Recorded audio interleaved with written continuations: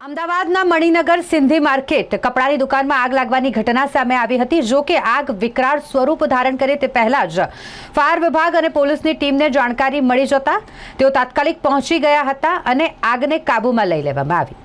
કપડાની દુકાનમાં પહેલા માળે આગ લાગી હોય તેવી માહિતી હતી। સિંધી માર્કેટમાં કપડાની દુકાનમાં પહેલા માળે આગ લાગી।